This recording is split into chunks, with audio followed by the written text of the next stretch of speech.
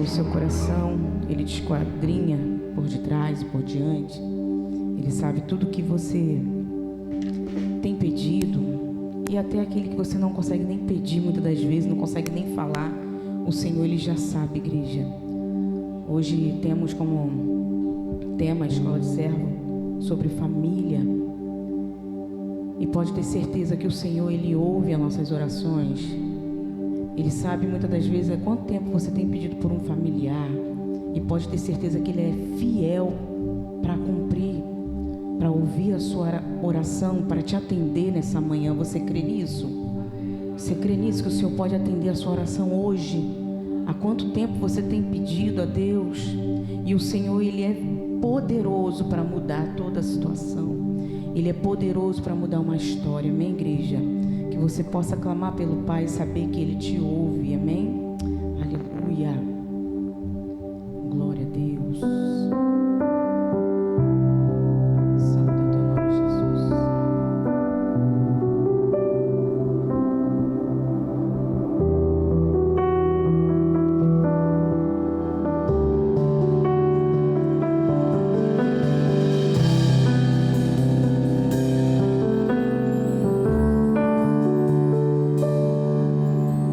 Muitos me conhecem pelo nome,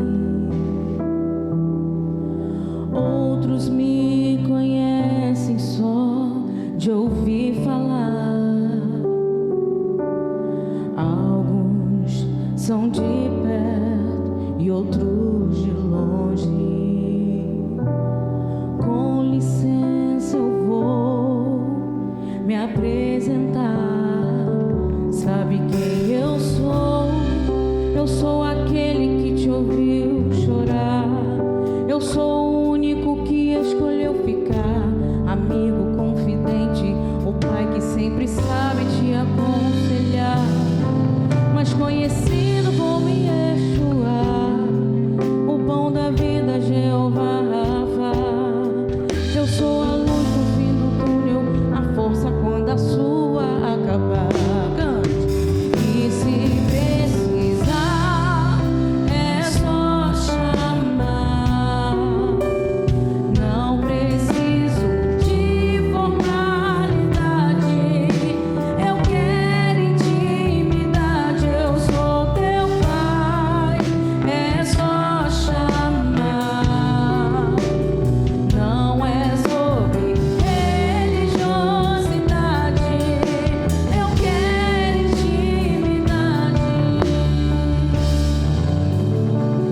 Sabe quem eu sou? Eu sou aquele que te ouviu chorar. Eu sou o único que escolheu ficar. Amigo confidente, o pai que sempre sabe te aconselhar. Mas conhecido como Yeshua, o pão da vida, Jeová Rafa. Eu sou a luz no fim do túnel, a força quando a sua acabar. Vai! E se precisar, é só chamar.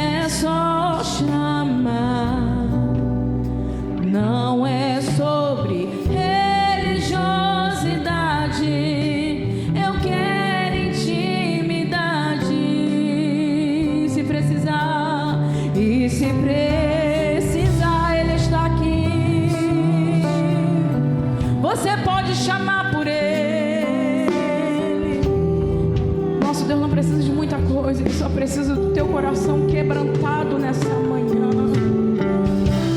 Ele só precisa do teu coração disposto nessa manhã a adorar, a buscar. Não precisa de religiosidade. O Senhor está aqui nessa manhã para te dizer que Ele é o teu Pai, Ele é o teu refúgio, Ele é a tua fortaleza, socorro bem presente na hora da tribulação. Isaías diz que os ouvidos do Senhor não estão tampados para que não possa ouvir o teu clamor, para que não possa ouvir você dizer: Pai, me ajuda, Pai, estou aqui. E continua dizendo que as mãos do Senhor não estão encolhidas para que não possa te salvar, para que não possa salvar a tua família, para que não possa ir na situação que você se encontra.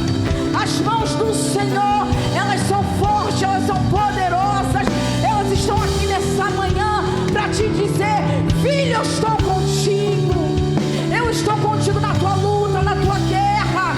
Ele está contigo nessa manhã. Ele tem sido fiel em nossas vidas, Ele tem dado condições, Ele tem dado oportunidades. Você está aqui nessa manhã porque o Senhor, Ele te dá uma oportunidade hoje. Você pode fazer diferente. As misericórdias se renovou na sua vida. Você tem todos os motivos para levantar a sua mão, para adorar o nosso Deus, para glorificar o santo nome do Senhor. Aleluia! Tu és fiel, Jesus. Você pode declarar isso? E se precisar, é só chamar. Não preciso de formalidade. Eu quero intimidade. Eu sou teu Pai. É só chamar. Não é sobre religiosidade. Eu quero intimidade. E se precisar, é só chamar. Não preciso de formalidade. Eu quero intimidade. Eu sou teu Pai. Você pode aplaudir a Jesus? Glória a Deus. Aleluia. Isso, ainda de pé, irmãos, no nome de Jesus. Nós vamos estar sempre aqui, a nossa escola de servos está falando sobre família. Eu gostaria, gente, por gentileza, de pedir você que está nas últimas cadeiras, se achegar um pouco mais para frente. Pode ficar tranquilo que o professor André não vai brigar se você sentar aqui do lado dele. Até porque para quem prega, para quem canta, para quem dirige, fica muito mais fácil. Você vai interagir com quem está cantando, com quem está pregando, com quem está palestrando. Então facilita para nós. Que Deus não está limitado à geografia, isso é fato. Mas só para que o palestrante aqui se sinta mais aquecido, bem mais próximo. Isso, pode vir mais para frente aqui, ó. Se quiser acrescentar aí daqui do lado também, não tem problema não. Isso, nós vamos falar sobre família, gente, um tema muito importante. Então fique bem perto aí para que você possa ser alcançado aí no nome de Jesus, amém? Muito obrigado, meu Deus abençoa a sua vida. Você pode aplaudir a Jesus? Glória a Deus. Pode se assentar, por favor. Convidar aqui à frente pastor Marcelo, que está responsável, gente, por estar aí ministrando sobre as nossas vidas essa bênção aí de Deus. Estenda suas mãos para cá. Pai Celestial, nós te louvamos, Deus, nós te agradecemos. Como é bom, Senhor, saber que ainda existe uma igreja, um espaço onde priva, Senhor, pela família, onde se preocupa, Senhor, em falar sobre família. E para nós, Senhor, é um privilégio muito grande nesta manhã estar sentado, Senhor, com a minha família e poder ser ministrado, Senhor, e poder fazer uso, Senhor, daquilo que vai ser servido na manhã deste dia. Nós apresentamos o teu filho nas tuas mãos.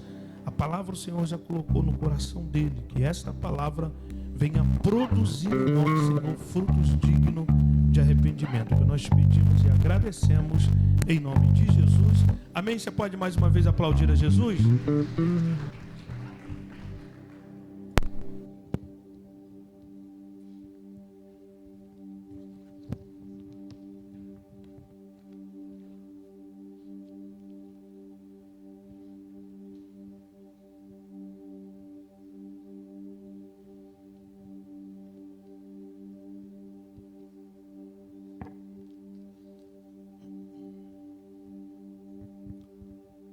Que é o da igreja, capaz de Jesus Cristo, amém? Vamos aí para mais uma edição da Escola de Servos. O assunto que nós vamos abordar nesta manhã é sobre família.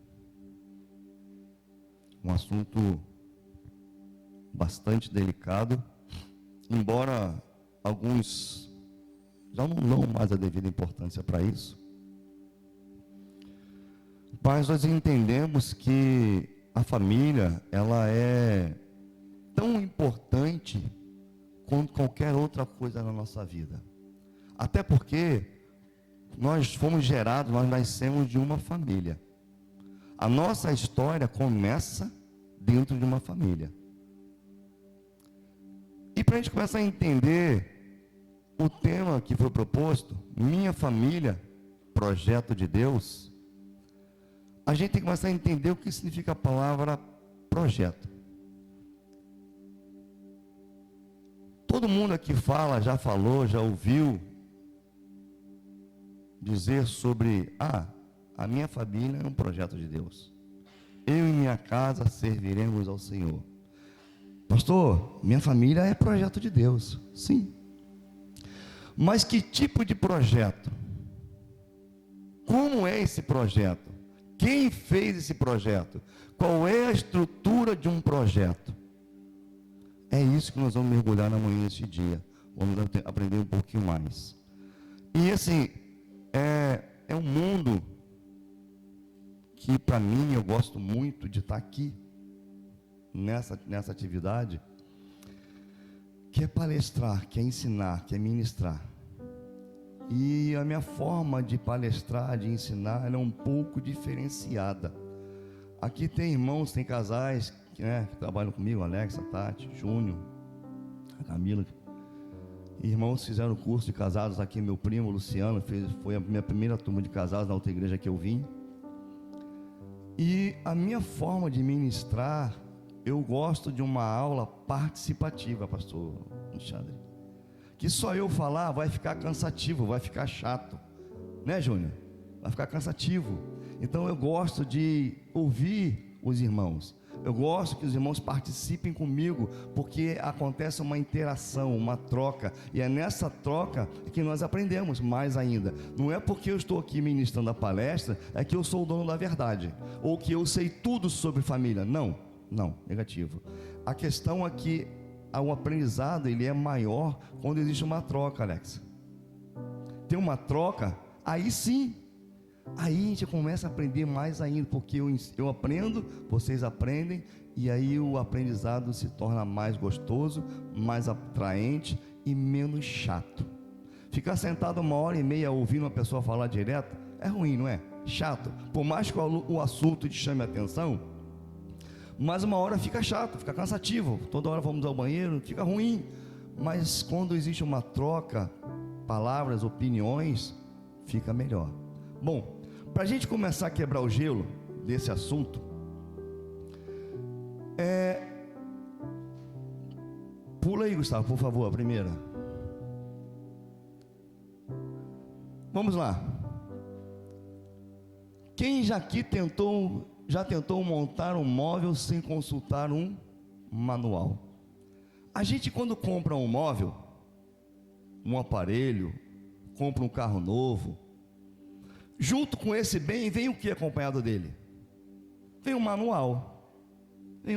Está lá o descritivo, as peças que você tem que montar, a ordem que tem que ser montada, até o parafuso, tudo tem uma ordem, tem um local exato para ele ser colocado.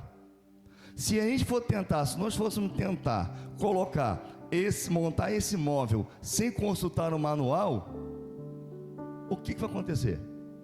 A gente consegue montar? Consegue, Luciano? Consegue, Alexandre?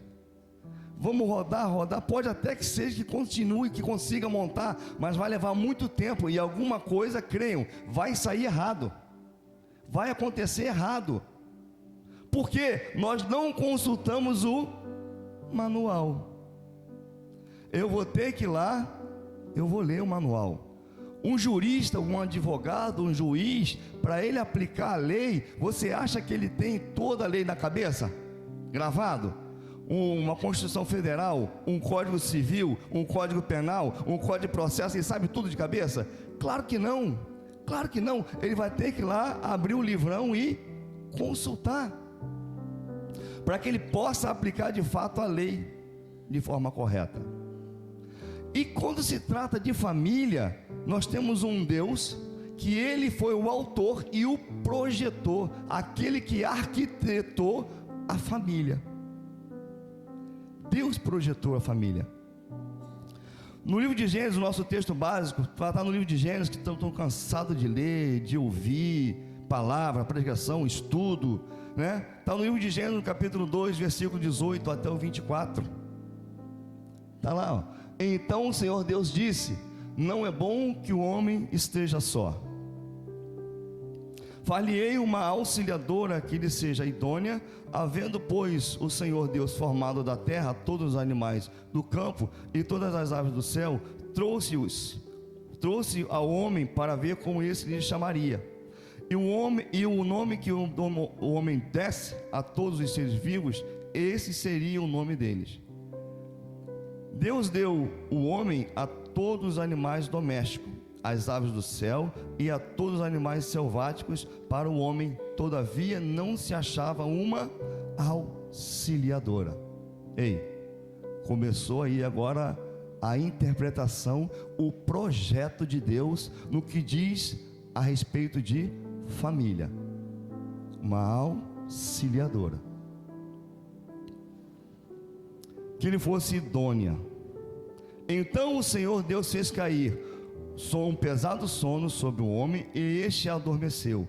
Tomou-lhe das costelas, uma das suas costelas, e fechou o lugar com carne.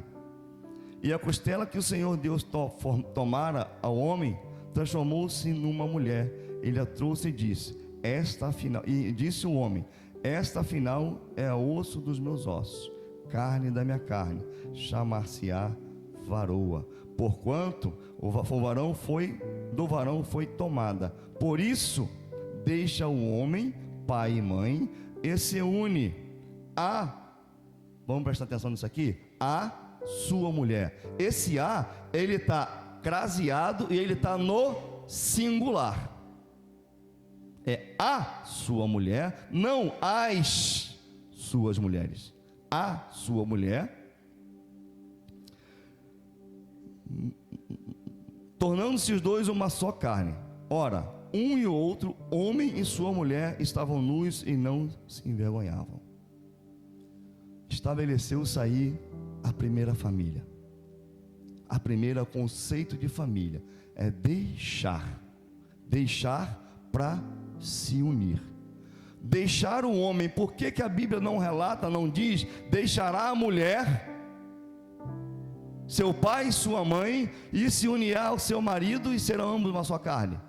Por que Deus chama o homem? Por quê? Alguém já parou para pensar nisso? Por que, pastor Alexandre? Por que Deus chama primeiro o homem, a responsabilidade para se unir à sua mulher? Por que, pastor Luciano? Existe algum mistério nisso? Existe uma diferença nisso? Porque começa aí a responsabilidade do varão. O projeto de Deus é uma família que ela tem que ser montada, trabalhada em cima de atribuições e responsabilidade, onde cada um do seu cônjuge sabe o que ele tem que fazer.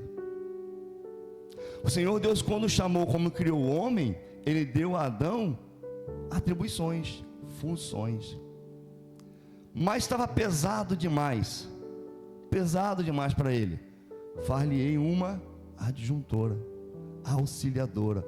E a auxiliadora, a adjuntora, é aquela pessoa que, na tradução do hebraico, é aquela que circunda, é aquela que vai rodear o seu marido ajudando.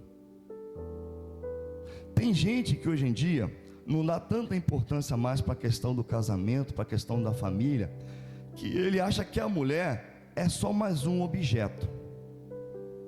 A minha mulher só me serve na hora que eu preciso para saciar as minhas vontades fisiológicas e biológicas, resolver meus problemas da minha casa, cuidar da minha casa, cuidar da minha família, cuidar do meu marido e só.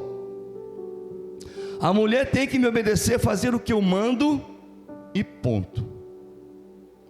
Esse foi o conceito principal da família? Foi, Alex? Foi, Luciano? O conceito principal da família, que a mulher seria o quê? Sua auxiliadora. Alguém estaria próximo do homem para o auxiliar. E durante toda a criação, quando Deus criou tudo, Ele falou, e o homem viu, e Deus viu que era bom. Pula, por favor.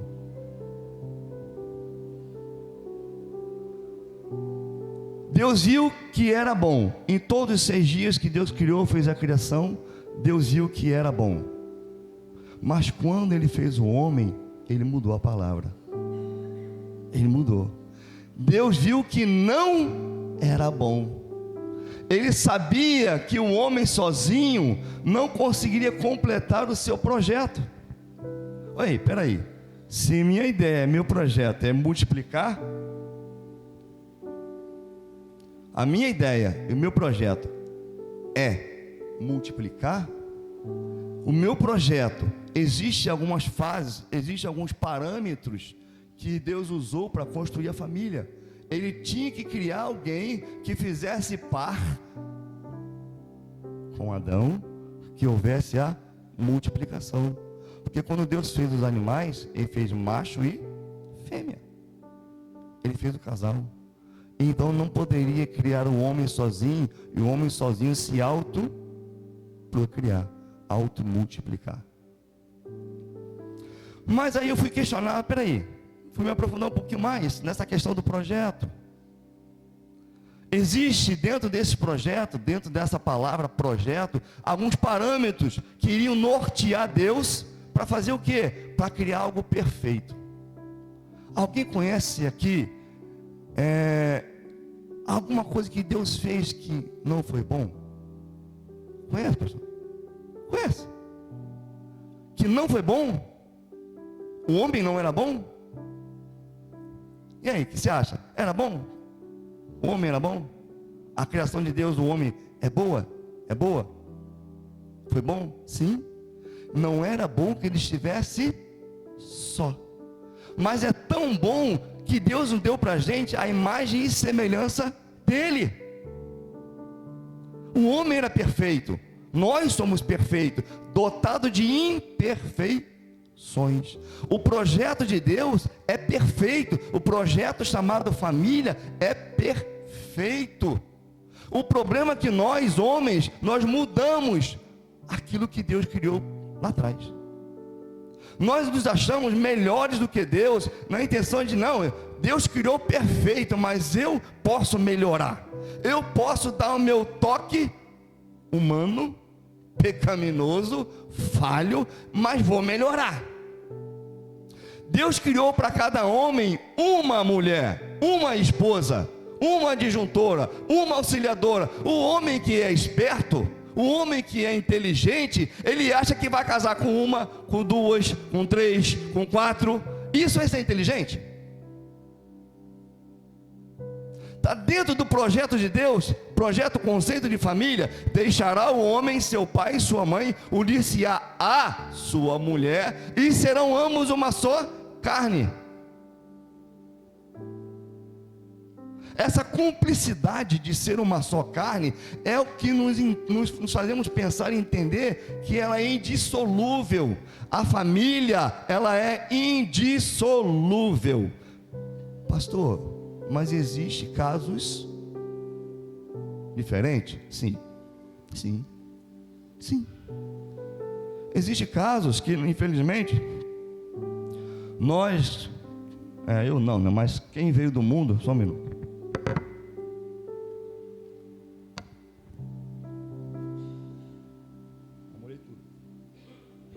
Nós que viemos do mundo, quem veio do mundo, não sabia, não tinha esse conhecimento.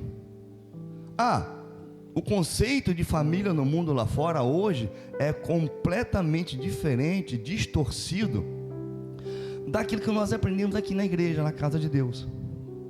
O conceito de família lá fora hoje é: conheci hoje a jovem, a varoa, e no outro dia já levo para minha casa. As varoas conhecem um rapaz hoje, no mesmo dia está nos finalmente. Eu vou ver se é bom, vou ver se presta. Se prestar eu fico, se não prestar eu meto o pé. Esse é o conceito de família lá fora. A multiplicidade de pessoas dentro de um relacionamento que consegue transformar, desvirtuar tudo aquilo que Deus criou. Aí nós vemos às vezes pessoas que vêm para a igreja. Lógico que Deus perdoa, não estou aqui para julgar, para nem apontar ninguém, a ideia não é essa. Até porque o nosso Deus nos perdoa o nosso tempo da ignorância, o tempo que nós não conhecemos a palavra. E você vem para a igreja cheio de problemas, cheio de carrapicho, família destruída, casamento mal feito, casamento destruído, desestabilizado, família desconstruída, filhos desobedientes, filhos que não te honram, família que não consegue se entender, completamente fora dos padrões bíblicos. Pastor, mas eu não sabia que era assim. Pastor, eu não tinha esse conhecimento. Sim. E aí, o que eu faço? Volto no passado. Pastor, eu me separei do meu marido porque o meu marido me batia. O meu marido me machucava, me escravizava, me subjugava. Eu me separei por isso. Pastor, eu me separei do meu marido porque o meu marido me traía. Meu marido me trocou por outra mulher, vulgarmente chamado pela novinha. Me trocou pela novinha. Me trocou pela tchutchuquinha, né, Luciano? E aí eu me separei,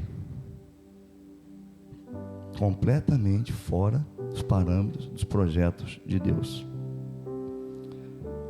E dentro desse parâmetro, a gente começa a entender tudo que eu já falei aqui. Mas vamos lá, primeiro parâmetro que Deus criou no projeto: monogamia e heterossexualidade.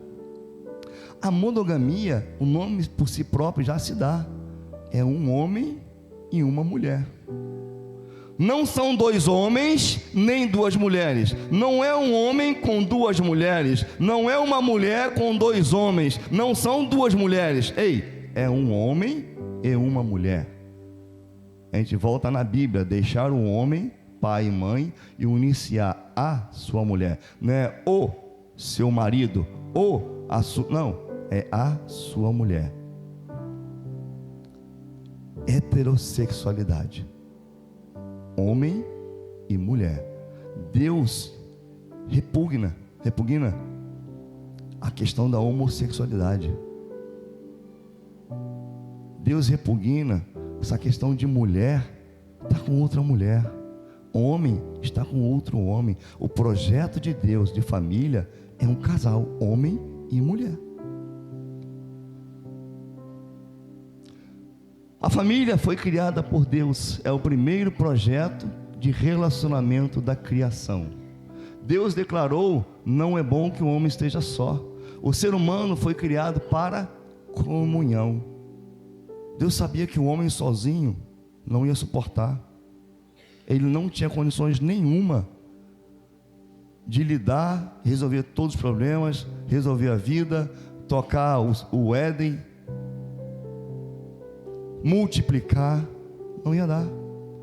E é para ter comunhão. E essa palavra comunhão hoje é uma palavra quase que em extinção no meio da igreja. dentro das famílias. A comunhão só existe, sabe quando? Em alguns momentos, no momento da intimidade física. E olhe lá, hein? E olhe lá, hein? Aí o marido lembra que tem uma mulher. A mulher lembra que ela é esposa de um marido. Essa é a comunhão física. Mas pastor, tem outro tipo de comunhão? Tem. Tem a comunhão da mesa. Sabe, famílias, casais hoje não se assentam mais uma mesa para conversar, para dialogar. Foge completamente o projeto de Deus. Não tem mais aquele tempo para sentar, conversar, dialogar, saber como foi o dia do marido, saber como foi o dia da esposa, como estão os filhos dentro de casa. Fugiu. O segundo parâmetro é aliança e alianciamento. É um compromisso exclusivo e eterno. A aliança, vou entrar um pouquinho aqui dentro daquilo que nós ministramos no curso, mas é só um gostinho, né, Alex? É só um gostinho de, opa, quero entender um pouco mais. A aliança, irmãos, ela tem um significado tão grande para a gente, nós cristãos, que muitos casais não entendem isso. Tem gente que pensa que a aliança é só botar um metal redondo no dedo. Teve um maluco uma época aí que inventou uma aliança quadrada, né? Virou um novo, uma época teve uma moda aí que a aliança era quadrada, mas a aliança ela é redonda. A aliança ela tem um significado tão profundo para a gente, que a gente às vezes não entende. Os casais que fizeram o curso comigo, hoje eles entenderam, eles aprenderam o que é o significado da aliança. Eu não sei se o Luciano vai lembrar. A aliança, ela tem peso de sangue. Sabia disso, pastor Alexandre? Sabia, pastor? A aliança, ela tem peso de sangue. Ela tem peso de sangue. Pastor, que loucura é essa? Irmãos, quem fez o primeiro casamento? Quem fez? Quem fez o primeiro casamento? Deus. Quem foi o primeiro casal? Quem foi o primeiro casal? Adão e Eva. Peraí, lá atrás então, quando o Senhor, Ele fez o casamento, juntou Adão e Eva, a palavra descreve aqui que Ele pegou uma aliança e botou no dedo de Adão, uma aliança no dedo de Eva. Não? Não. Tinha aliança naquela época? Tinha metal? Não, não tinha. Mas espera aí, o Senhor Deus estabeleceu uma aliança entre Adão e entre Eva. Mas que tipo de aliança é essa? Que tipo de aliança é essa, pastor?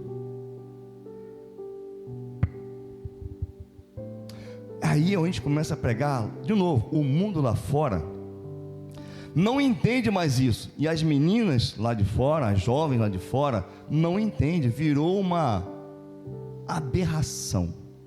Virou uma besteira. Não tem nada a ver, isso é bobeira. A questão da virgindade. Quantas meninas lá fora se perdem, se trocam, se vendem por qualquer porcaria? Entregam a sua virgindade, aquilo que ela tem de melhor, por um relacionamento. E não sabem nem se aquilo é o certo. Na verdade é errado. Mas para Deus, a aliança é algo tão profundo, tão supremo, tão sério, que Deus estabeleceu a aliança entre o homem de uma forma tão bonita. Vocês vão entender agora o que é aliança para Deus. A forma que Deus estabeleceu de criar, de concretizar, solidificar a aliança, foi através da relação sexual. No momento que Adão conheceu Eva e Adão conheceu Eva, ali aconteceu a primeira relação. E nessa relação estabeleceu-se uma aliança. Pastor, eu não entendi, não alcancei.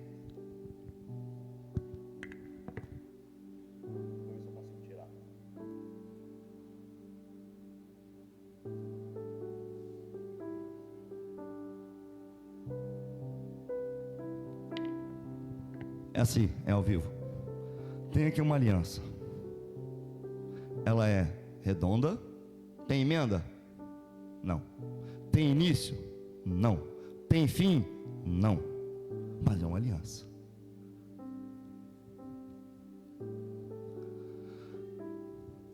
O formato anatômico do aparelho sexual feminino, quem conhece aqui um pouquinho de anatomia humana, quem não conhece ou já estudou, já viu, vai entender o que eu estou falando.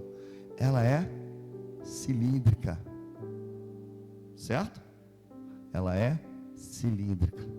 E antes, o pastor está falando até de anatomia humana, aí, conhecimento profundo. E o formato interno do órgão feminino é cilíndrico, certo? E antes da parte interna do aparelho do órgão feminino, existe uma barreira, uma película, não tem? Vulgarmente chamada de ímen, não é isso? Não é? Somos adultos, irmãos? Ímen, que é um órgão que vascularizado, concorda? Vascularizado, tem vasos sanguíneos ali, certo?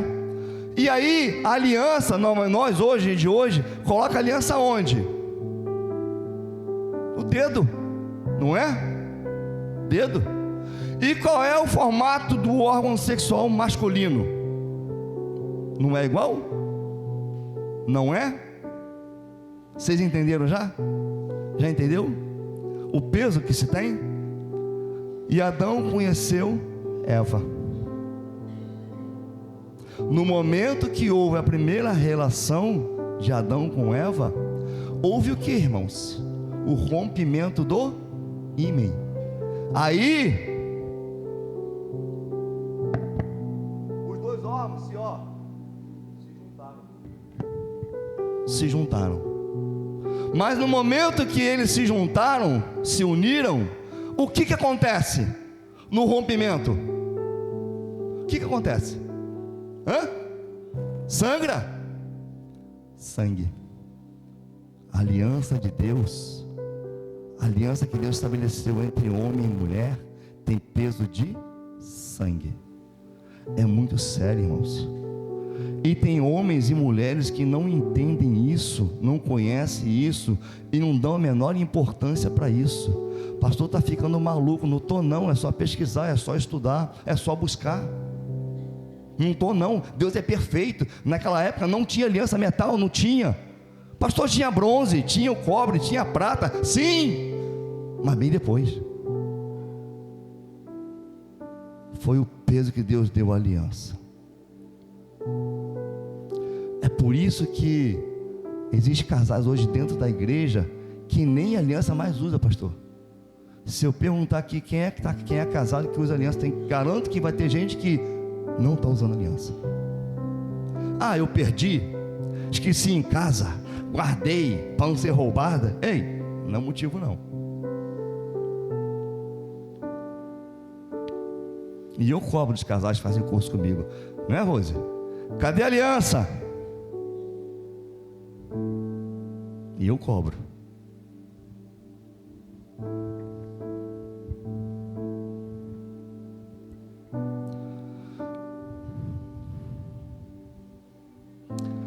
A família, ela teve origem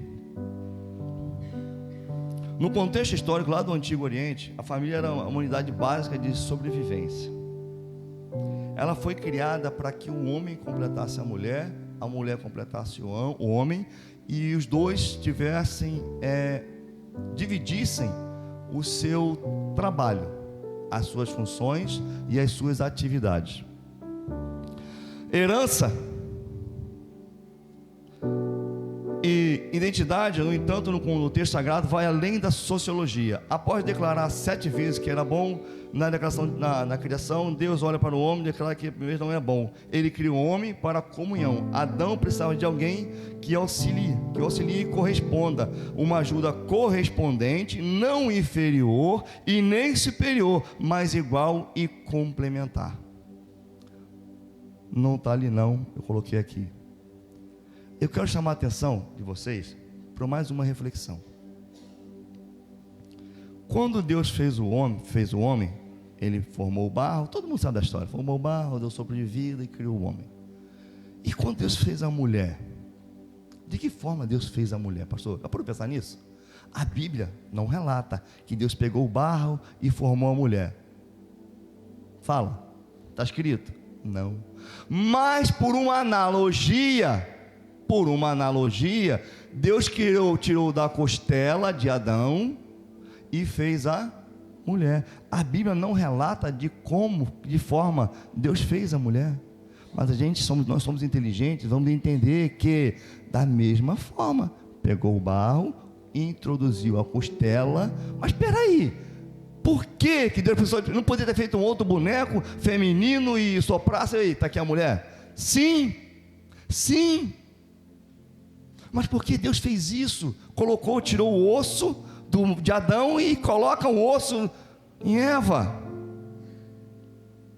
para que tivesse o quê? Similaridade, fossem iguais, no mesmo formato. Deus criou a mulher com algumas especificidades biológicas, fisiológicas, propícia para ela, que ela tivesse algumas atribuições que o homem não tem.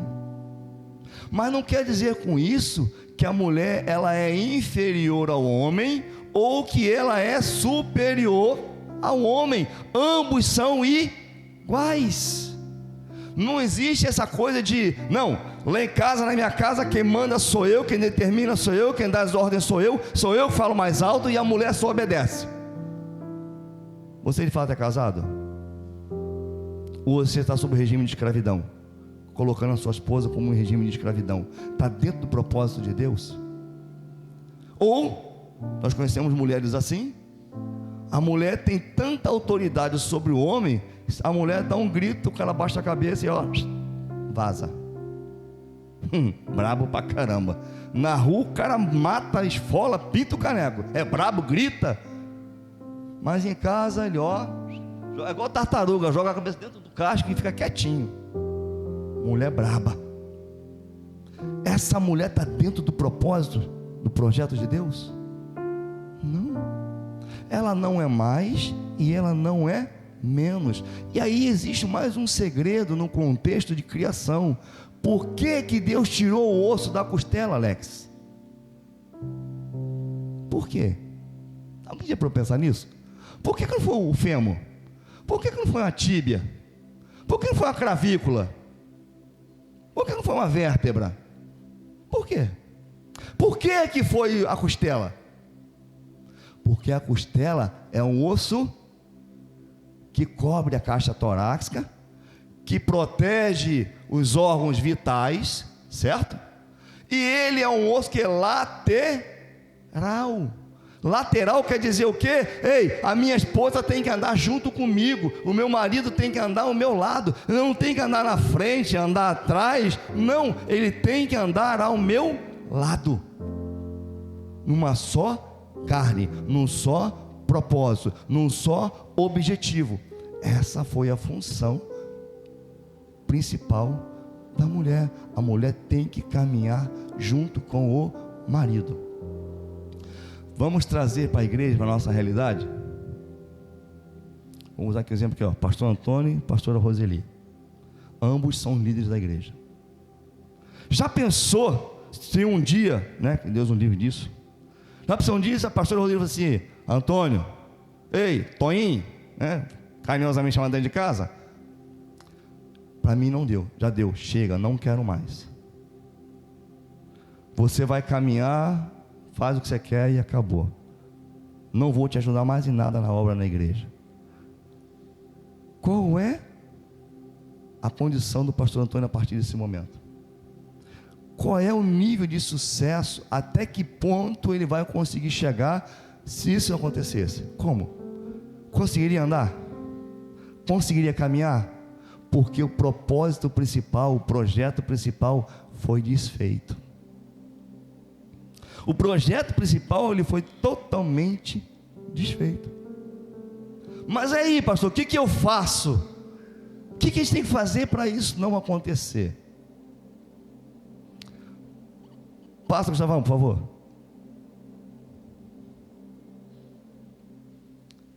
A família, ela tem que ter alicerce. Todo projeto, ele passa por algumas fases. E uma dessas fases é a base, é o alicerce da família. Para que Deus criou a família? Foi só para procriar, para multiplicar, para encher a terra? Não, não. Existe um propósito maior na família. Sabe, da família começa a sociedade. Da família temos igreja. Da família temos profissionais. Da família nós temos tudo. Quem me dera se todos, vou citar Betel, dessem a importância do que é de fato família.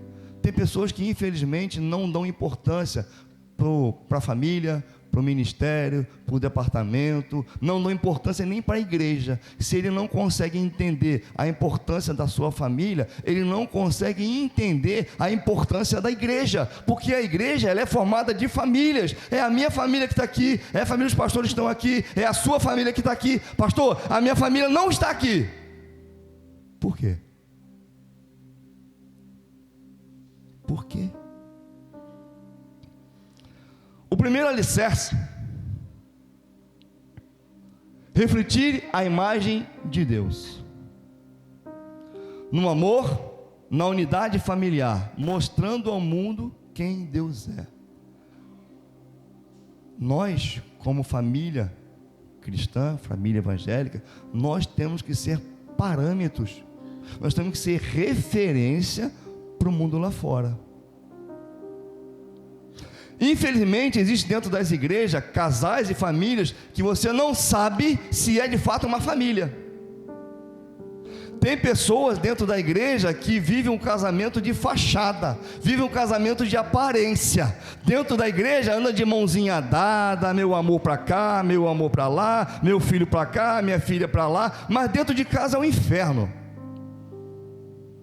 Ninguém entende ninguém. Ninguém sabe quem manda em quem. Ninguém sabe em quem é o cabeça da casa. Ninguém sabe.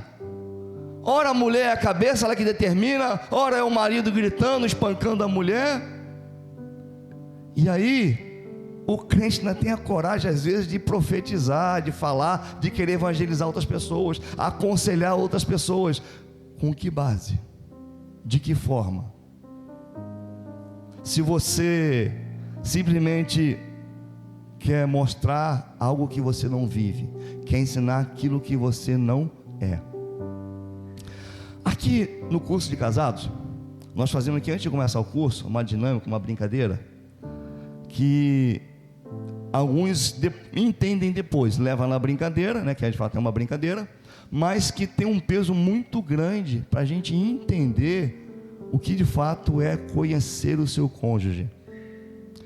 De fato, algum dos irmãos que já deve ter percebido, toda vez aqui, eu estou de mão dada com a minha esposa.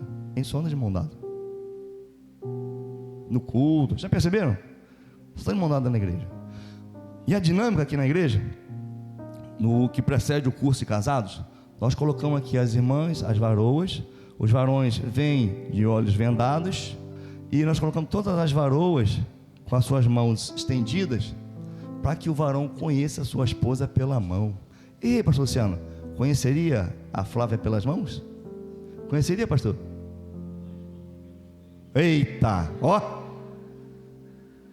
E aí, irmão, pasmem, tem irmãos que não conhecem a sua esposa pelas mãos. Passa a mão aqui, mão ali, né? Lógico, na outra mão, e olha todas elas. Teve irmãos que identificou a mão do diácono Alex como a sua esposa, não é, Eliabe? É muito creme, verdade. É muito creme, verdade, pastor, verdade. Ah, pastor, é uma brincadeira, sim, uma brincadeira. Mas e aí, se você não consegue no toque conhecer a tua esposa, qual é o nível, o grau de intimidade que você tem com ela? Ah, é? Só o volante? Tá vendo aí, pai? Teve outro, teve, Alex? Quem foi o outro, Alex? O Isaías. Isaías também, pastor. Olha a diferença, a mão do Alex e a mão da irmã Linete. É. Mão de pé, mão de pé, exatamente. Olha o tamanho da mão do cara. Conheceu a mão do Alex com a sua esposa. Gente, é para descontrair, para brincar, mas é verdade. Olha o nível de intimidade que existe hoje entre os casais na igreja. Será? Então, é difícil, sabe, você tentar estabelecer uma comunhão, um alicerce perfeito, onde os próprios casais não se conhecem. Só se conhecem muito mal, male, como dizia meu avô, na cama. E quando acontece, né, pastor? Quando tem shampoo, né, pastor? Tem shampoo, opa. Se não tem shampoo, quem é sabe.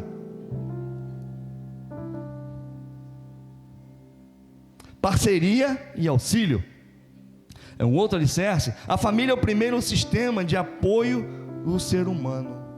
Ei, já pensou? No nosso cotidiano, no nosso dia a dia, nós somos varões, né, normalmente dentro de um padrão normal hoje, padrão normal, o homem sai de casa para trabalhar, para granjear o pão de cada dia, né? A esposa normalmente fica em casa para quê? Cuidar da família, cuidar dos filhos, cuidar da casa, dar a manutenção da sua casa.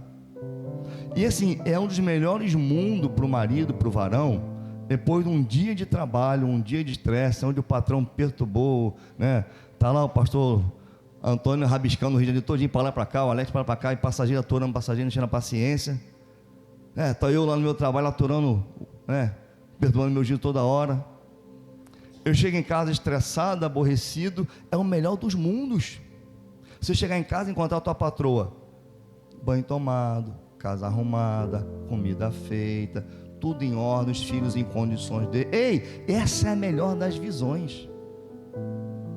Isso é um parâmetro, isso é aquilo que Deus projetou, é a função, é o papel. Pastor, estamos no século 21, a minha esposa tem que trabalhar, se ela não trabalhar, não come. Aí eu não vou entrar nessa seara, porque é cada um com seu cada um. Quem sou eu? Quem sou eu? Eu tenho um pensamento meu isolado, cada um com o seu. Mas o molde de Deus é esse. Esse é o molde de Deus. Que a mulher esteja em casa, que auxiliando, cuidando daquilo que o varão não pode cuidar. Cada um dentro da sua função. Mas normalmente o que acontece é o errado, é o contrário.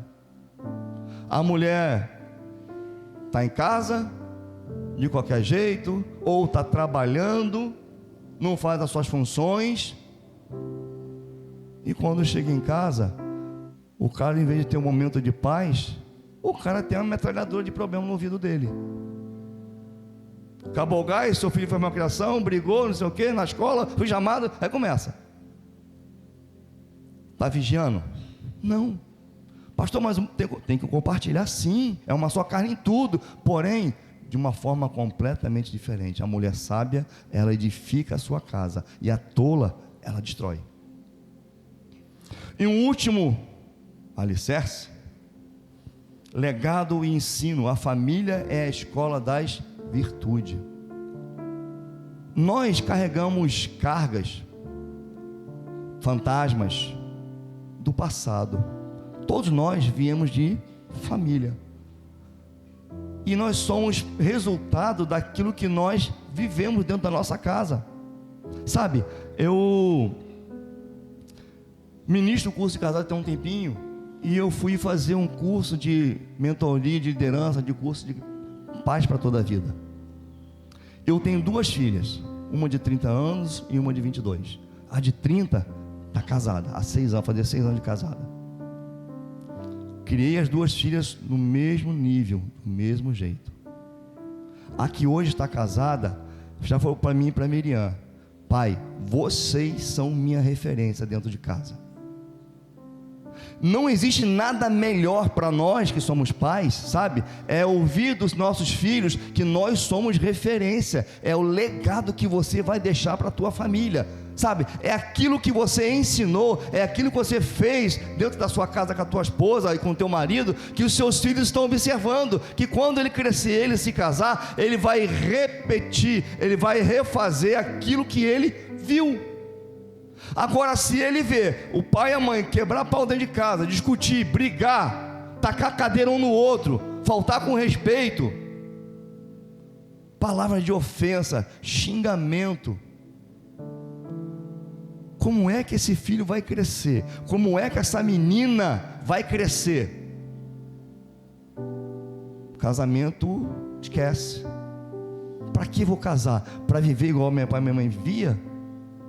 Para que eu quero saber de casamento? Para que eu quero família? Para que eu quero filho? Para me trazer problema, aborrecimento? Hoje é a mentalidade da sociedade, hoje é essa. Cada um vive a sua individualidade. Cada um vive o seu mundo. A mulher sai para trabalhar, seus problemas lá, voltou para casa, beleza, tomou banho e vou dormir. E aí, à noite, se acontecer, se não tiver com dor de cabeça, se tiver, aí resolve alguma coisa, senão acabou. O marido sai para cá para trabalhar, volta, e quando ele não acha em casa, ele procura na rua. Vocês não estão entendendo. Mas existe uma guerra de conflito, uma guerra de interesse, existe uma guerra estabelecida entre nisso. Não tem comunhão, não tem diálogo, não tem amor. Existe uma coisa chamada de costume. Estou acostumado. Você se acostuma a ver aquela pessoa. Aquele famoso ditado: ruim com ele, pior sem ele. Não, eu tenho que submeter a isso. Ele é meu marido, sabe? O pastor ensinou na igreja que eu tenho que ser submissa ao meu marido. Ei, submissão não é escravidão. Submissão não é estar debaixo do pé do marido, não. Submissão é estar debaixo da autoridade. A autoridade não é a mesma coisa que autoritarismo. Autoritarismo é uma coisa e a autoridade é outra. Martim Lutero, um reformador, diz o seguinte: o casamento é como uma ordem da criação, não é um sacramento, mas uma vocação santa, onde o homem e a mulher glorificam a Deus no dia a dia. É o pensamento dele. É um sacramento? Não, é uma vocação. Mas nem todos estão preparados para essa vocação. Infelizmente, dentro das igrejas, existe uma coisa chamada de: eu quero casar, eu vou casar, eu preciso casar. Aí, a gente pergunta assim, o tempo que eu tenho, que eu lido com casamento, com relacionamento, eu pergunto aos casais: por que você se casou? 99,99 das vezes, está aqui Alex, Tati, Júnior e Camila, são testemunhos lá no curso. Por que você se casou? Quantas respostas certas nós ouvimos já? Certa nenhuma. Inventa um montão de respostas. Não, pastor, eu casei porque o Senhor me deu meu varão, ele é meu varão. Não, eu passei porque ele é a varoa da minha vida, meu sonho. Mas ninguém responde o certo. Sabe qual é o certo? Por que o varão se casa, pastor Jânio? Por que o homem se casa? Para não ficar sozinho? Está errado. Por que, pastor? Está casado? Por que o senhor casou? Perfeito, primeira vez. Pronto, já quebrou o tabu. Nós não nos casamos para ser feliz. Nós não nos casamos para criar família. Ah, pastor, meu sonho era casar de noiva, de branco na igreja. O meu sonho era casar para ter filho. Meu sonho é ser mãe. Sim, mas o teu principal objetivo em casar é você se casa para fazer o seu cônjuge feliz. E se ele entender isso, ele vai fazer a mesma coisa. Estabeleceu-se a união, estabeleceu-se a comunhão, estabeleceu-se aí o projeto de Deus. Família. Simples assim. Tem gente que cria um cavalo de batalha.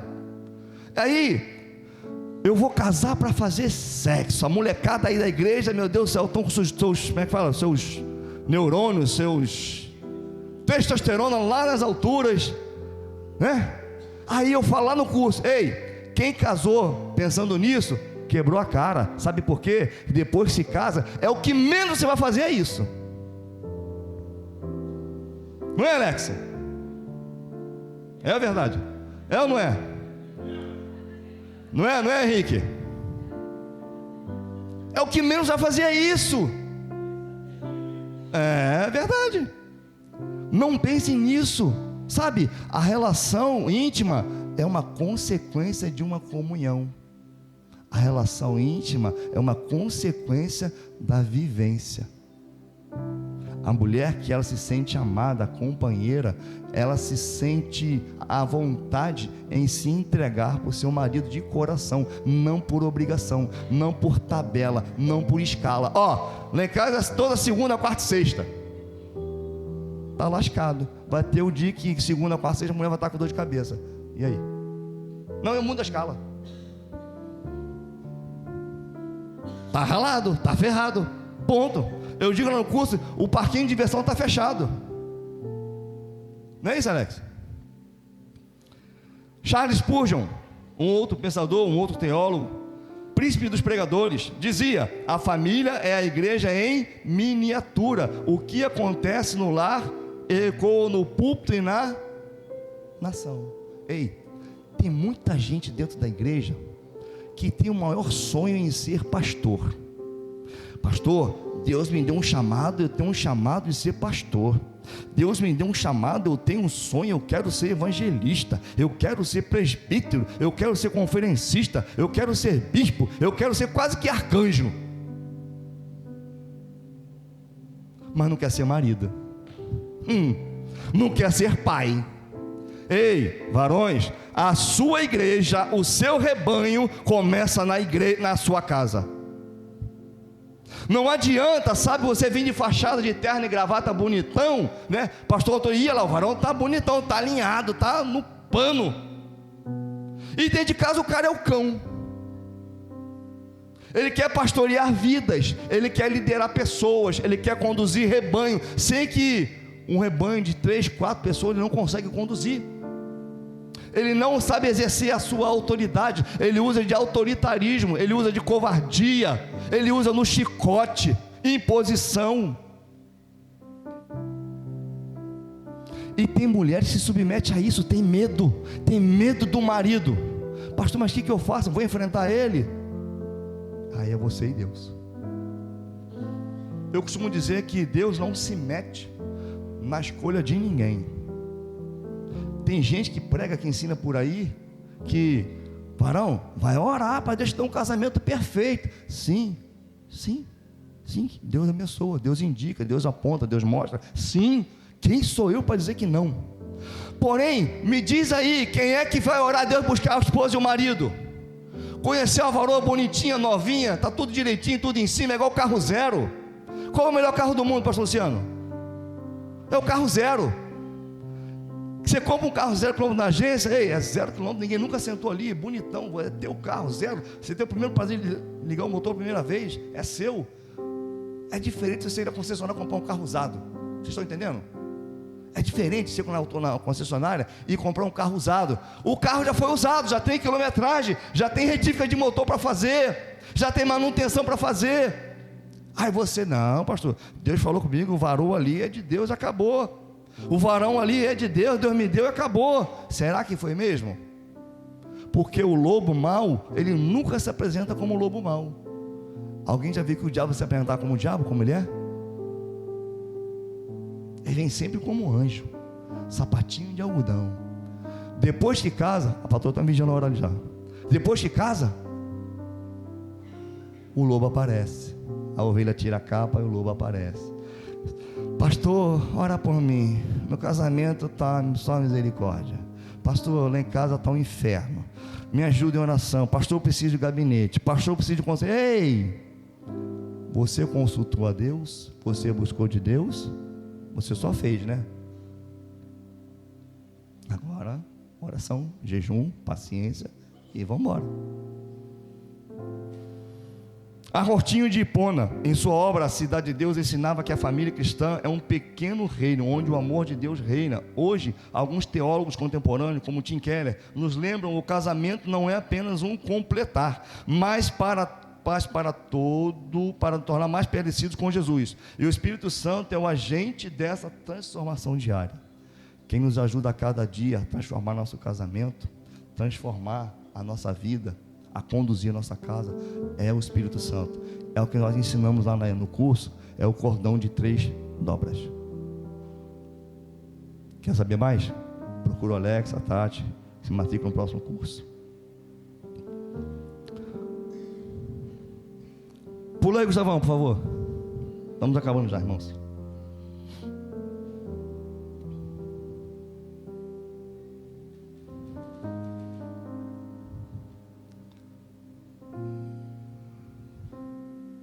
Pula, Gustavo. Propósito sagrado da família. Isto. Acaso Deus não fez com uma porção do Espírito que lhe pertence? É o que o único Deus deseja. É o que o único Deus deseja? Uma descendência dedicada a Deus. Portanto, tenham cuidado para que ninguém seja infiel à mulher da sua mocidade. Aqui está falando de infidelidade.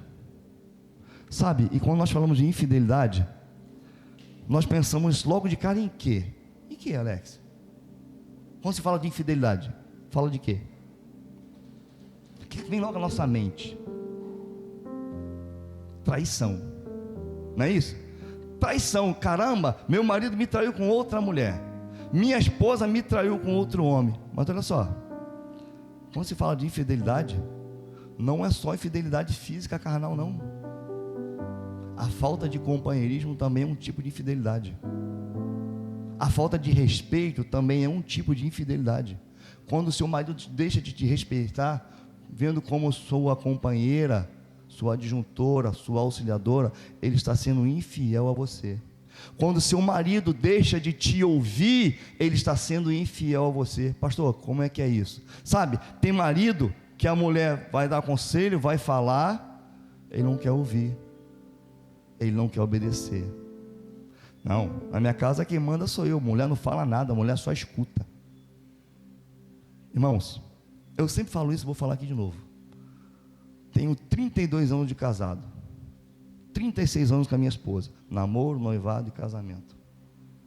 Cometi umas falhas? Cometi. Sim, sou ser humano. Ela também? Sim, é ser humano. Somos perfeitos? Não. Se eu disser para vocês que hoje eu conheço a minha esposa 100%, estou falando a verdade? Também não. E ela a mesma coisa. Mas a diferença é que nós reconhecemos e entendemos que um precisa do outro. Um tem que ouvir o outro. E todas as vezes que eu cometi falha, foi porque eu não a escutei. Todas as vezes que ela falou assim: Marcelo, não faz.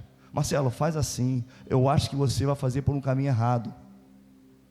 Algumas vezes eu ignorei. Não, quem sabe sou eu, quem está na rua sou eu, quem sabe da vida sou eu, a mulher está em casa, e eu fiz o que eu pensei, e aí deu errado. Fica de ensinamento, sabe? Parar, ouvir, obedecer, não é sinal de fraqueza não, é inteligência. Para isso Deus colocou a mulher como sendo adjuntora, auxiliadora. Não é só aquela que faz o que você manda, não. Aí a escravidão, o regime é escravidão.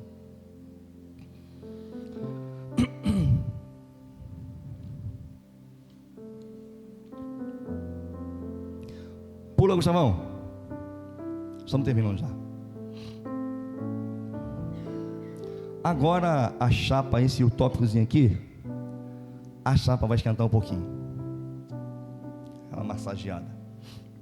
Estruturas, desafios e reformas. Mesmo sendo um projeto perfeito de Deus, a família é composta por imperfeitas, pessoas imperfeitas.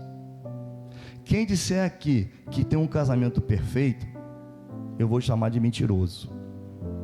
É mentiroso. Pastor, não, pastor, eu me dou super bem com a minha esposa, já tenho 40 anos de casados, já minha esposa me entende só pelo olhar. Ele me entende só quando eu olho para ele, ele sabe o que eu quero dizer, o que eu quero falar. Mentira. Mentira. Somos imperfeitos, somos seres humanos dotados de imperfeição.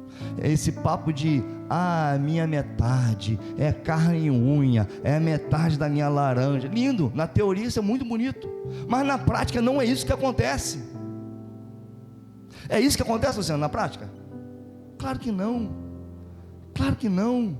Sabe, tem aquele famoso dia mau, que você não está afim de nada, você não quer ouvir ninguém, você não está nem aí para nada. É nesse momento que você tem que mostrar a paciência, a cumplicidade, o companheirismo. É nesse momento que quando tudo vai bem, maravilha, ótimo, muito bom. E quando a coisa acontece do contrário? Quer dizer uma coisa? Um dos pontos, conflito de egos. Quando eu torna maior do que o nós, o projeto racha. Eu que sei, eu que mando, o dinheiro é meu. Opa, falei algo diferente já, né? O dinheiro é meu. Marido, me dá um dinheiro para comprar uma sandália nova? Não tem dinheiro. Marido, eu preciso de comprar um vestido novo, vai ter um congresso na igreja, não, vai com o que você tem. Eu preciso ir no salão, cuidar do cabelo? Não, passa uma escova, passa um negócio qualquer aí, vai que vai. Ei, dentro do contexto de família, projeto de Deus, vou mexer em algo que é um calcanhar de Aquiles dentro das famílias, dentro do casamento, uma coisa chamada dinheiro. Se a mulher não trabalha fora, só o marido trabalha, é ele que é o manipulador, é ele que é o controlador, é ele quem determina como esse dinheiro vai ser gasto. Tá certo ou tá errado? Tá certo, Alexandre? Hã? Tá certo? Tá?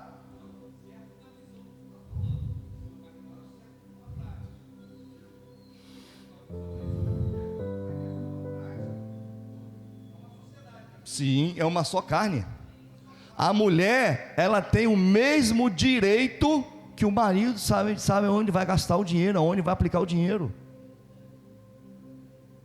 Pastor, mas quem trabalha sou eu, quem soa sou eu. Ei, peraí, a tua esposa não? Ela não se doa por você? Ela não se entrega por você? Ela não se sacrifica por você? Quando você está doente de cama, quem é que vai cuidar de você? Quando você precisa de uma roupa lavada, limpa, passada, arrumada, quem é que faz isso? Quando você precisa de uma comida quentinha, bem feita, com amor e com carinho, quem é que faz isso? Quem é que te atura no teu dia de mau humor? Está estressado, está aborrecido? Quem é que te atura? Ela tem os mesmos direitos. Lembra que eu falei do osso? Da lateralidade? Ela caminha junto com você. Ela tem que caminhar junto. Não é andar atrás de você não, não é após de mim não. É junto. Comunicação, o cimento da construção. Sem diálogo, as paredes se isolam. Acabou o diálogo. O diálogo hoje, infelizmente, é muito reduzido, é mínimo, é quase nenhum, é o basicão. Não tem diálogo. Estou pensando em comprar algo. Vou nem falar com a mulher, se ela falar não vai deixar, não vou comprar direto. Dana-se, quando ela vê, já está comprado. Quebra a cara. Vou fazer algo que a mulher, vou fazer uma surpresa para a mulher, achando que vai fazer uma surpresa, só que não era a hora, não era o momento. Às vezes quem sabe da necessidade da casa é a mulher, não é o homem não. Quem conhece o que a casa precisa é a varoa, não é o varão não. O varão está na rua trabalhando. Pastor, mas minha esposa também trabalha. Mesmo que ela trabalhe fora, quem conhece as necessidades da casa é ela.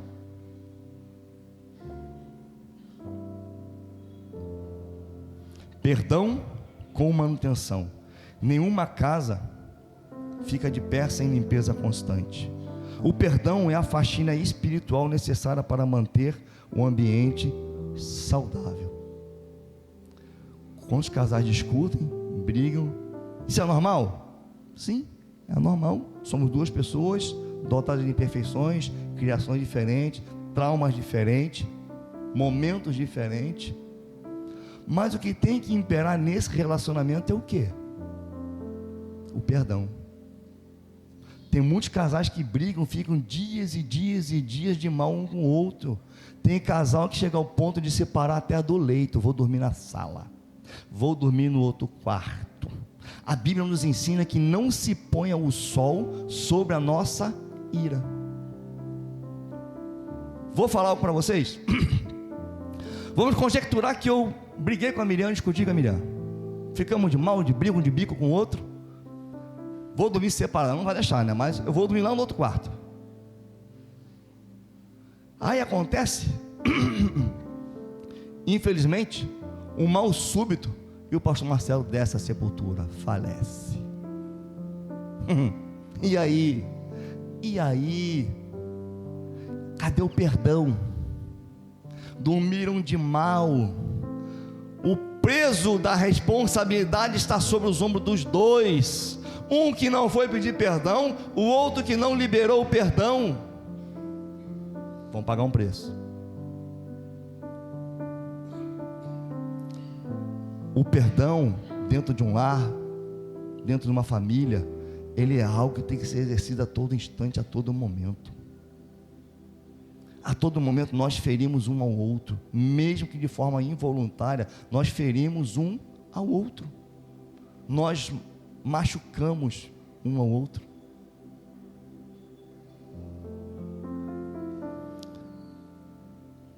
Perdão é algo essencial. Tivemos uma turma aqui de casados que tivemos muitos casais com problema do perdão, liberar perdão. E Deus curou, Deus restaurou, entendeu o peso que tem a palavra perdão dentro de um lar. É filho que briga com o pai, que não tem perdão. É o pai que discute com o filho, não tem perdão. E por último, a gente encerrar, pula, Gustavão, por favor. Princípios práticos para o dia a dia. Como viver esse projeto na prática? O projeto de Deus, ele é perfeito. O projeto de Deus, ele é saudável, ele é maravilhoso, ele não tem brecha. O projeto família, projeto casamento, ele é único. Foi o primeiro projeto de Deus. Bom, mas quando acontecem situações diversas, a gente tem que arrumar meios, formas de sanar, resolver, ou não deixar que isso venha a acontecer. Um deles, tempo de qualidade. Deus investiu tempo na criação. Nós precisamos investir tempo na mesa, no lazer e na conversa.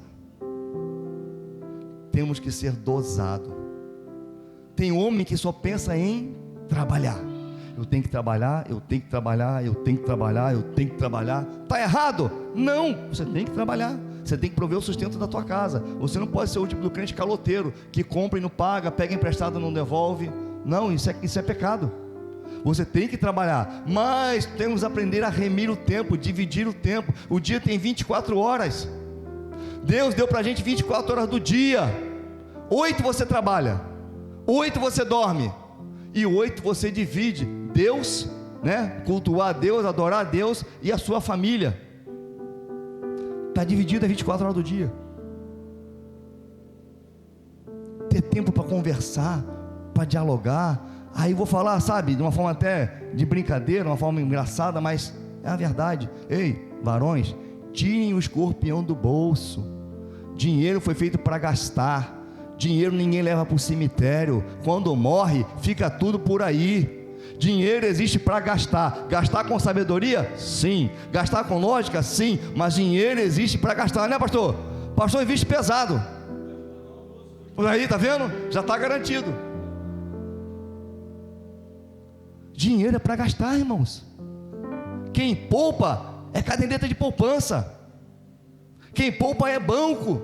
Aqui não tem ninguém que é dono de banco. É para investir, sabe? Dar tempo de qualidade com a esposa. Ei, vamos jantar fora? Vamos no McDonald's, vamos tomar um sorvete, tomar um picolé na pista, vamos comer o podrão lá no Pirata, vamos embora. É o tempo de qualidade, prioridade. O trabalho e o ministério não podem ocupar o lugar do cônjuge e dos filhos. A família é o nosso primeiro ministério. Epa, agora eu vou me voltar para o altar. Perdão os pastores. Tudo. A minha vida ministerial envolve só isso aqui? A minha vida ministerial, o meu ministério, o pastor Marcelo, só se resume aqui no altar? O meu primeiro ministério, a minha primeira igreja, não é Betel não, irmãos. A minha primeira igreja é a minha casa, é a minha esposa, é a minha filha.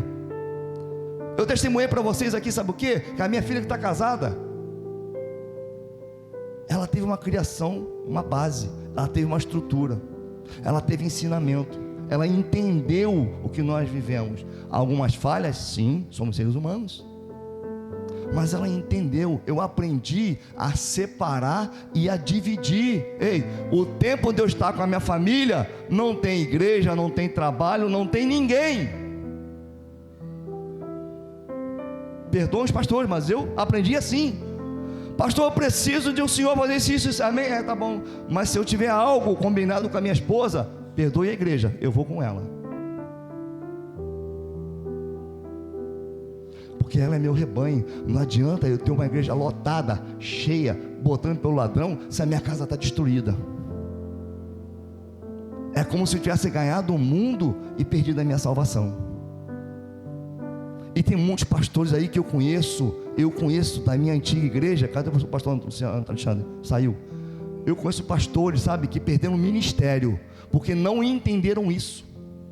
Vivia 24 horas dentro de igreja, 8 dias da semana dentro de igreja, abandonou família, abandonou filho. O filho virou homossexual, foi para o mundo. E detalhe, para fechar o paraquedas, perdeu a esposa, separou. Aí está lá o pastor bonitão, pastor, mas não tem família mais, acabou. Não tem mais uma esposa, não tem mais os filhos, acabou, perdeu. Irmãos, o diabo não brinca de ser diabo, e o que ele mais quer é destruir isso aqui, porque se ele destrói isso aqui, ele destrói o restante. Se ele acaba com isso aqui, ele acaba com o restante. O diabo, ele é estrategista, ele não brinca. Nós é que brincamos. Nós é que brincamos com o diabo. Nós brincamos de ser crente com ele. Nós ouvimos, aprendemos e não colocamos em prática.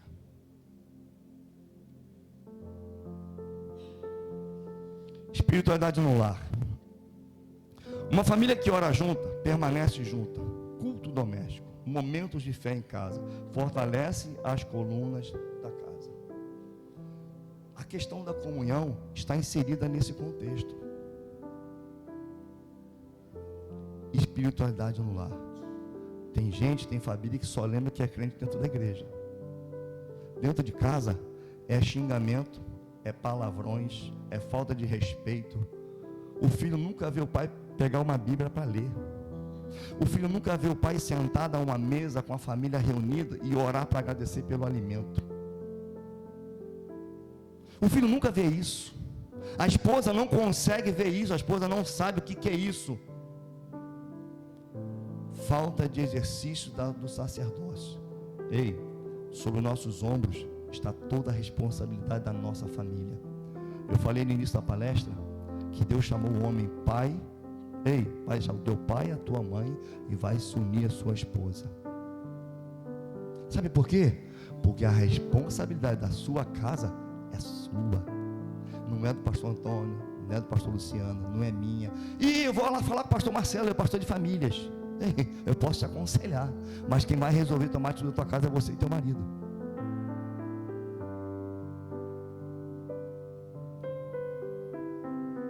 Culto doméstico virou quase que um negócio de luxo, né? Uma leve lembrança. Isso é coisa do passado, pastor. Não, agora eu ligo lá na internet, boto no YouTube e estou vendo culto. Ei, O culto quem tem que ministrar é você. Quem tem que dar a palavra na tua casa, na tua família é você.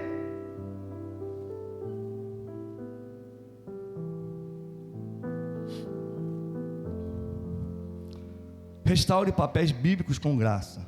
Maridos, ame sua esposa com amor sacrificial, como Cristo amou a igreja, não como ditadura. Esposas, respeitem e auxiliem seus maridos. Pais, não irritem vossos filhos, eduquem com disciplina amorosa, e filhos, obedeçam seus pais, por isso agrada ao Senhor. Nesse trechinho que eu acabei de ler, eu resumi toda uma estrutura e as funções de cada um dentro da sua casa, dentro do seu lar, no seio da sua família. Não tenho que inventar, o que eu digo lá no quartel, no meu trabalho. A roda, senhores, já foi inventada. Eu não tenho trabalho nenhum de ter que inventar ou reinventar a roda. A roda ela já foi inventada. Eu só preciso fazer, sabe o quê? Fazê-la girar. Eu só preciso empurrar, fazer com que ela funcione, ela cumpra o seu papel. Você não precisa inventar nada de novo. O manual está aqui, ó. Bíblia, lembra lá do início da palavra? Bíblia. Ei, é o manual. Você não pode montar um móvel sem um manual. O seu manual está na tua mão. Não está pegando poeira no estante da tua casa não, no armário guardado não. Exerça com autoridade a sua casa. Exerça o sacerdócio na sua casa, para que seus filhos cresçam debaixo da obediência, debaixo de uma autoridade, cresçam e sejam prósperos.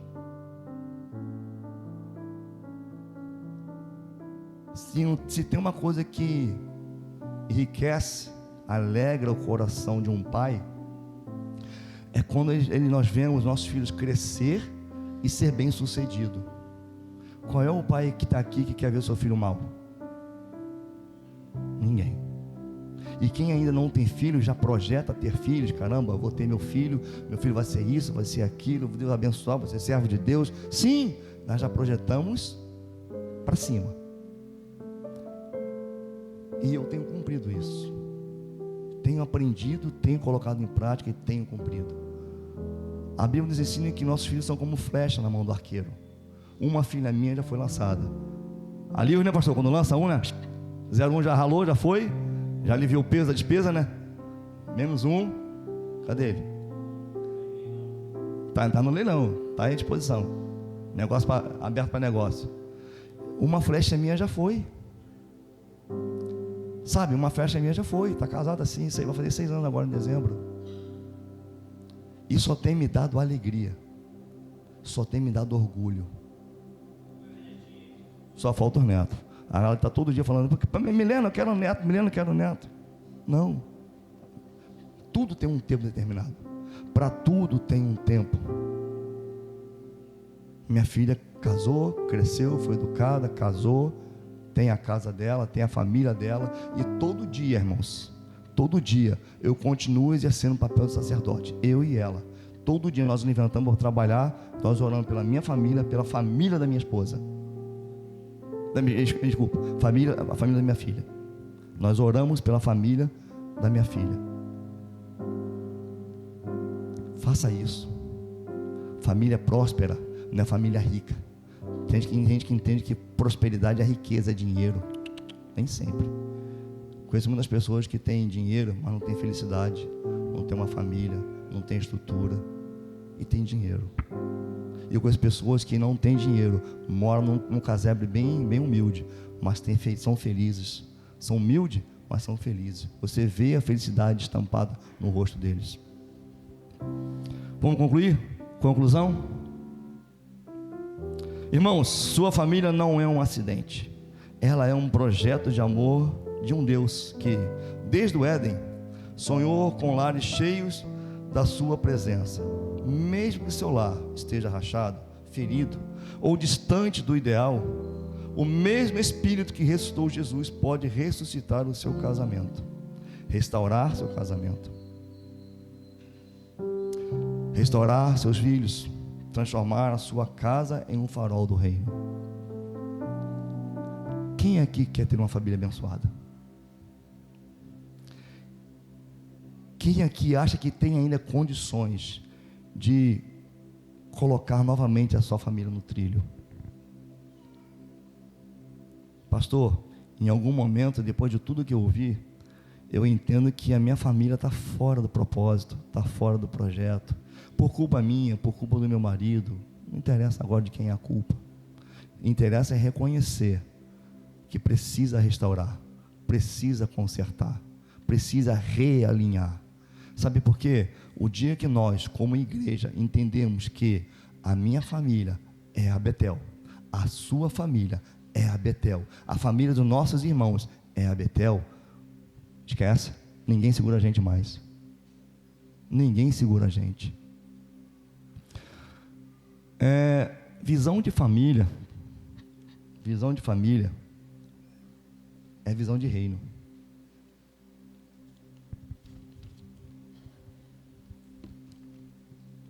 Visão de família é visão de reino. Se eu entender que a minha família faz parte do reino, a sua igreja prospera. Vou citar um exemplo bem prático que todo mundo conhece. Vocês conhecem aqui a Igreja Batista Atitude? Conhece, não conhece? Eu conheci pessoalmente, se o pastor conhece, o pastor Valando Júnior, conhece? Pastor Valando Júnior, Josué Valando Júnior, eu conheci ele. É um homem, um pastor que teve visão de família. Começou o ministério dele com família. E detalhe, não começou grande não. Não começou grande não. A visão dele foi família e focou em trabalhar com famílias. Hoje, a Igreja Batista Atitude, ela é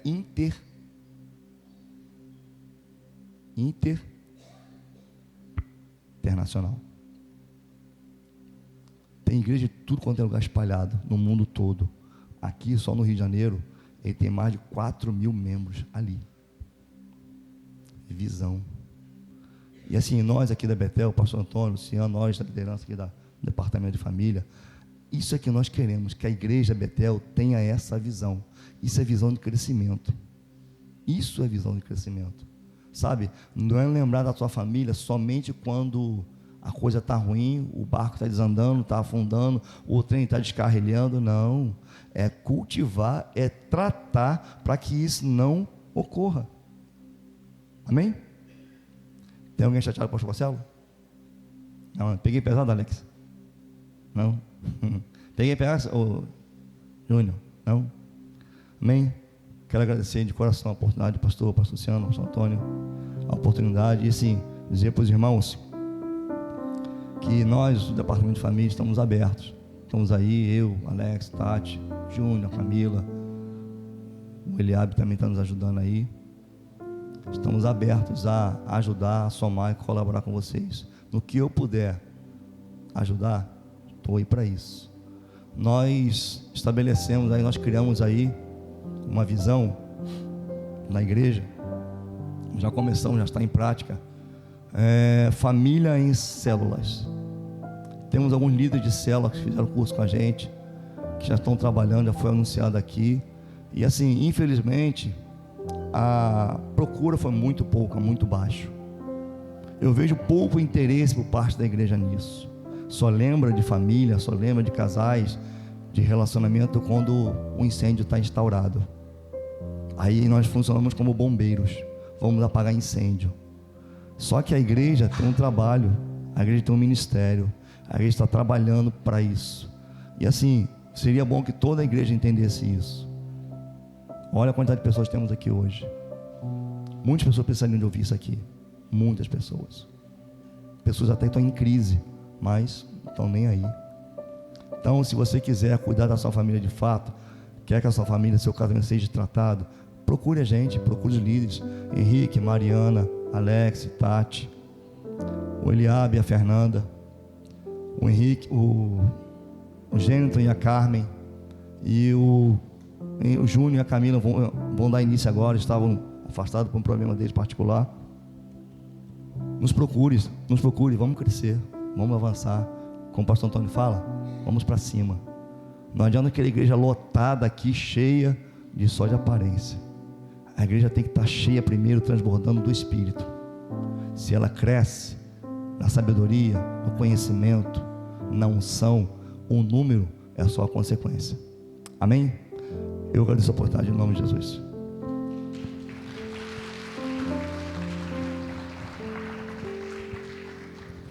Queria que, se possível, você se colocasse de pé. Se a sua família está do seu lado, queria que você pudesse, nessa oportunidade dessa manhã, dar a mão aí quem representa a sua família. Que família é o seu maior patrimônio. O seu maior patrimônio não é o carro que você tem. O seu maior patrimônio não é a casa que você possui. Por mais que os valores impregnados sejam grandes e sejam necessários, mas não é. Porque do que adianta a gente ter muito dinheiro e não ter paz dentro da nossa casa? Que adianta a gente ter muita fama, mas não ter tranquilidade? E a família é tudo que a gente tem. Às vezes a gente não valoriza, e a gente só valoriza quando a gente perde. Eu fico feliz de poder estar aqui, sabe, ministrando. Ontem tive a oportunidade de representar o Ministério Betel e levar a palavra de Deus a uma multidão de pessoas. E na oportunidade ali, meu pastor, eu falei casados para sempre. E não tenho problema nenhum com isso, sabe, irmãos? Porque isso mostra para nós, assim, crescimento. Eu falei, temos um trabalho de família na nossa igreja. Temos ministros de família na nossa igreja. E o líder de lá ficou muito interessado. Falou, pastor, como é que eu faço? Eu falei assim, o senhor tem que se matricular, o senhor vai ter que fazer 14 semanas, ser tratado. E aí, se o senhor não tiver disponibilidade, manda aí o seu representante. Seu representante vai ser, sabe, ministrado. E dependendo da intensidade da entrega dele, ele pode ser um auxiliar. E o senhor pode trazer esse trabalho para dentro da sua igreja. E o senhor vai começar a trabalhar dentro da sua igreja. E sabe o que é mais legal, pessoal? É o líder falar, não, eu quero ir, porque eu preciso. Um homem que já tem quase 30 anos de casado. E aí quando a gente pensa que sabe alguma coisa, a realidade é que a gente não sabe nada. E todo dia a gente aprende, igreja. Todo dia a gente é tratado, seja no trabalho, seja dentro da nossa própria casa, e por que não dizer dentro da nossa própria igreja. Só que para isso a gente tem que ter humildade de dizer, Senhor, trabalha no meu casamento, trabalha na minha vida, porque a vida é uma só. E nem sempre as oportunidades elas vão bater a porta do nosso coração por 2 ou por mais vezes. Como o pastor falou, a gente poderia ter mais pessoas aqui, poderia, mas eu acredito muito, igreja, que as pessoas que estão aqui eram as que deveriam estar aqui, as que têm, sabe, a visão, o entendimento de que realmente a família é tudo, gente. Quantas pessoas já estiveram aqui nesse altar e por não prezarem desse momento aqui, hoje não estão. Por quê? Porque o ministério foi rachado, a vida foi quebrada, e essa é a grande verdade. E a gente não está aqui, sabe, para ficar fantasiando, não. A gente é verdadeiro, a gente vive o que a gente prega. Então eu queria, nesse momento aqui, que você fechasse seus olhos, desse a mão aí a sua esposa, seu esposo. Se a sua esposa, seu esposo não está aqui, né? Vamos erguer aqui um momento de louvor e vamos entregar para Deus a nossa casa, a nossa família, porque a guerra não é contra a carne, não é contra o sangue. O seu adversário não é a sua esposa, não é o seu esposo, não é os seus filhos, sabe? O seu adversário se chama Satanás, diabo. É ele que ciranda, é ele que, né, corteja tudo aquilo, faz armadilha para a gente cair. Mas nessa manhã não, nessa manhã Deus está nos dando, sabe, armas espirituais para a gente lutar, para a gente guerrear, para a gente pelejar, para a gente fazer a diferença. E se tem alguém aqui comigo, vamos louvar ao Senhor com esse hino, porque família é tudo que a gente tem como projeto nessa terra.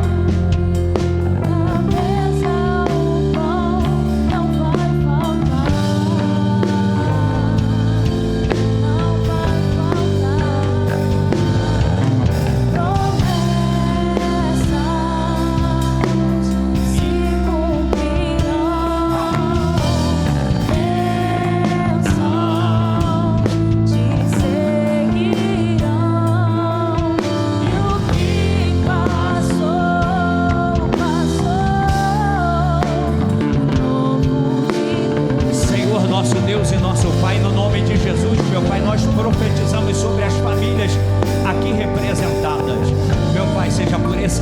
seja por esta mulher de Deus, seja por este homem de Deus, Pai.